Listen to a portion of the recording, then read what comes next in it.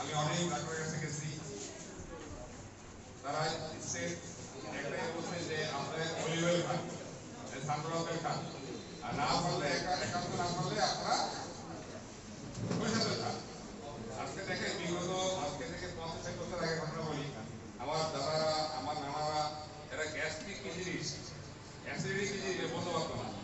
এখন আমরা কিন্তু সমস্ত অবস্থ আছে, কে স্যাকলো খায়, কে ম্যান্ডোলিক্স খায়, কে ম্যান্ডোলিক্স খায়, সব অবস্থ মানে আমাদের পাওয়ার হয়ে গেছে। আমি আমি এই থেকে চিন্তা করছি যে আসলে আলহামদুলিল্লাহ আমার যে সমাজে অন্যান্য আইটেম আছে, এর পাশাপাশি আমি সামাজিক বা আমরা যে ঠাকুরগাঁওবাসী আছি তার স্বাস্থ্যগত সচেতনতার জন্য আমি এই উল্লেখ দিয়েছি যে আজকে আমরা অলিভ অয়েল 1200 টাকা কেজি, 1200 টাকা কেজি কিনে তরকারি রান্না করার খাওয়ার ক্ষমতা আমি আমার নাই, আপনাদের আজকে কিনা বলতে পারি না। 550 টাকা 500 টাকা কেজি সানফ্লাওয়ার তেল, তাও অরিজিনাল কিন্তু সন্দেহ আছে। যেমন সয়াবিন তেল আমি কয়েকটা ফ্যাক্টরি ভিজিট করেছি, যদি সয়াবিন তেল কেউ প্রোডাকশন দেখে, ব্রাউন অয়েল যেটা আমরা বলি যে অনেক ভালো, এটা কেউ প্রোডাকশন দেখে তাহলে আপনি জীবনে সয়াবিন তেল পাবেন না। কারণ সয়াবিন তেল রিফাইন করে কস্টিক সোডা দিয়ে, যে কস্টিক আমরা সবাই ইউজ করি, এই কস্টিক দিয়ে কাপড় পরিষ্কার হয়। এটাকে মানে এই ধরনের প্রোডাক্ট দিয়ে সয়াবিন তেল রিফাইন করা হয়।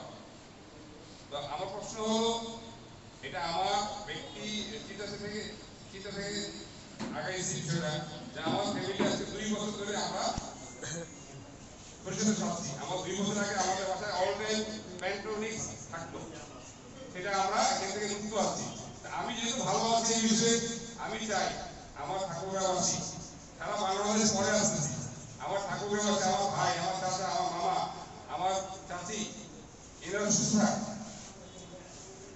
তো আমার খেতে হবে, আমার এটা আর কোনো বিষয় না, আমাকে খেতে হবে এটা কোনো বিষয় না। আপনারা যেই তেলে খান সরিষার তেল খাবেন, এটা আমার ছোট মানুষ হিসাবে আমি আপনাদের বলতে আসলে আমার বক্তৃতা হবে আমি যা আমার বলা কথা করতেছি। মাননীয় আমার সিনিয়র আঙ্কেল আছে, মাননীয় মামা আছে, আমার বড় ভাই আছে। আসলে আমার তো বক্তৃতা দেওয়ার অভ্যাস নেই, আপনারা আমার কথাতে কোনো বিষয়ে আমার ভুল ত্রুটি হলে মাফ করে দেবেন, এক কথায়।